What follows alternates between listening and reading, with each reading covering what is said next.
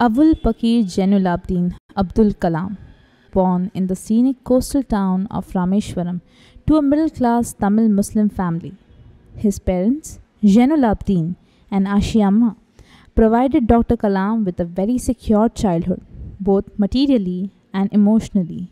Kalam completed his schooling from Schwartz School at Ramananthapuram.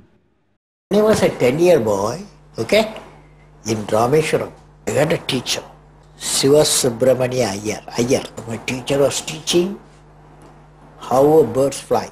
He went to the blackboard, put a bird there, and started explaining how birds fly. All the theory behind it he started telling. Then he took us to the seashore. There we saw seagulls, Yes. and seabirds flying 10, 15. They were flapping. Every teacher will teach you how birds fly. But on that day, my teacher, Siva Subramania Iyer, injected in me what should be the goal in my life. Dr. Kalam narrowly missed his chance to become a fighter pilot in the Indian Air Force.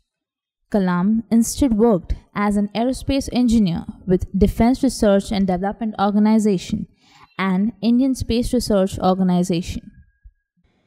He played organizational, technical and political role in the development of first Agni missile.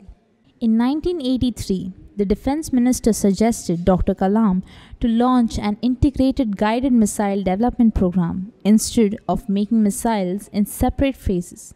The proposed projects were named keeping in mind the spirit of India's self-reliance. Hence, surface-to-surface missile was called Prithvi. The tactical core vehicle was called Trishul. Surface-to-air defense system was called Akash. The anti-tank missile project was known as Nag. The re-entry experiment launch vehicle, a long-cherished dream of Dr. Kalam, was given the name of Agni. The success of Prithvi introduced India to a select group of countries who were known as superpowers. The Agni team had more than 500 scientists. They toiled day and night. Many organizations were networked to undertake this huge effort of launching Agni. The first launch was scheduled on 20th of April 1989. But unfortunately, due to many technical malfunctions and internal power consumption, they had to postpone the launch. Cartoonist Sudhir Dar sketched Agni scientists explaining that Agni didn't take off because the switch button did not make contact. They had the second launch immediately scheduled on 1st May 1989. But again, one of the control components was not working. But the press was in no mood to appreciate the difficulties. I learned one of the important things in these programs, not only how to handle the success, how to handle the failures.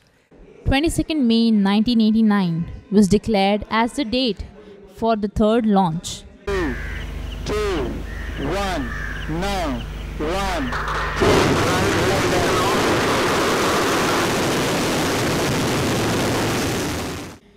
Dr. Kalam said, "It was like waking up to a beautiful morning after a night of nightmares.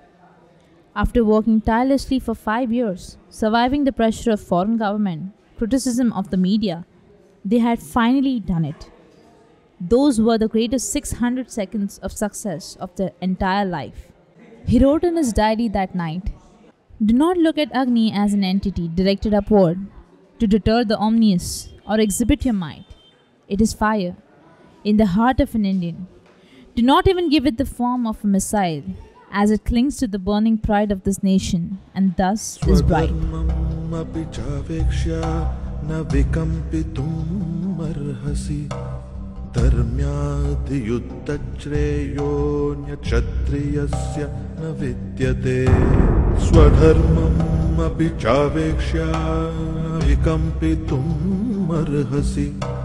धर्म्याद्युद्धश्रेयोऽन्यक्षत्रियस्य न विद्यते अदच्चेत्त्वम् इमं धर्म्यं सङ्ग्रामं न करिष्यसि तदस्वधर्मं कीर्तिं च हित्वा पापम् अवाप्स्यसि हित्वा पापम् अवाप्स्यसि।